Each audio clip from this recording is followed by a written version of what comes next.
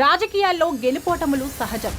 ఎవరు ఓడినా ఎవరు గెలిచినా స్పోర్టివ్గా తీసుకోవాలి. కానీ ఏపీ రాజకీయాలు ఇందుకు భిన్నంగా ఉంటాయి. నిత్యం రాజకీయాలు వేడెక్కుతూనే ఉంటాయి. విమర్శలు తారాస్థాయిలో ఉంటాయి.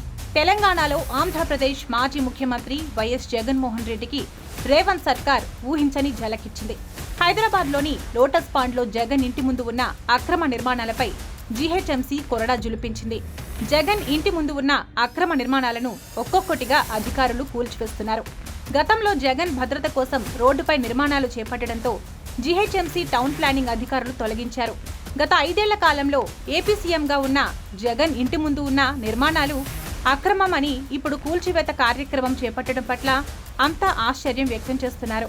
గతంలో ఎన్నోసార్లు ప్రజలు ట్రాఫిక్ సమస్యలు తలెత్తుతున్నాయని ఫిర్యాదులు చేసినా పట్టించుకోని అధికారులు తాజాగా కూల్చేయడం పట్ల హర్షం వ్యక్తం చేస్తున్నారు. కాస్త కన్ఫ్యూజ్ కూడా అవుతున్నారు.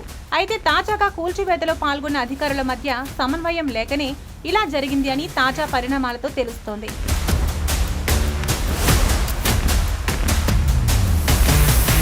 జగన్ ఇంటి దగ్గర రోడ్డుపై నిర్మాణాలు చేపట్టడంతో వాహనదారులు తీవ్ర ఇబ్బందులు ఎదుర్కొంటున్నారు. ఈ విషయమై జీహెచ్ఎంసీ అధికారులకు వాహనదారులు ఫిర్యాదులు చేశారు. ఈ వరుస ఫిర్యాదులతో రంగంలోకి దిగిన అధికారులు కూల్చివేతలు ప్రారంభించారు.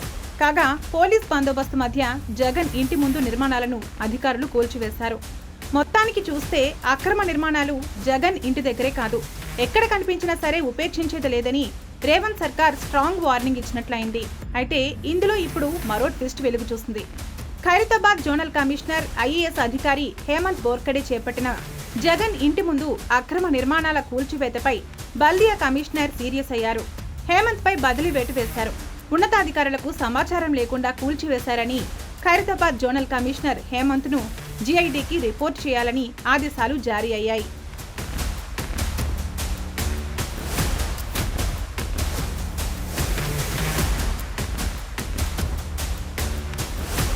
ఖైరతాబాద్ జోనల్ కమిషనర్ హేమంత్ ను జీఐడీకి రిపోర్ట్ చేయాలని ఆదేశాలు జారీ అయ్యాయి.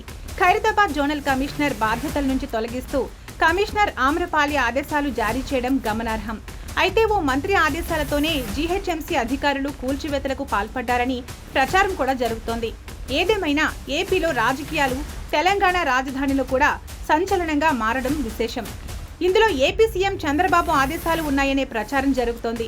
ఇక తెలంగాణ సీఎం రేవంత్, చంద్రబాబు ఇద్దరు కూడా గురు శిష్యుల బంధం కనుక ఏపీ మాజీ సీఎం జగన్ నివాసం ముందు ఉన్న సెక్యూరిటీ కట్టడాలు కూల్చడం చేశారు అనే ప్రచారం కూడా జరుగుతున్న నేపథ్యంలో అలాంటి ప్రచారాలకు ముగింపు పలకడం కోసమే జీహెచ్ఎంసీ ఉన్నతాధికారి బదిలీ చేశారా? ఇందులో రాజకీయ కోణం ఉందా అనేది కొత్తగా నెట్టింట వైరల్ అవుతోంది.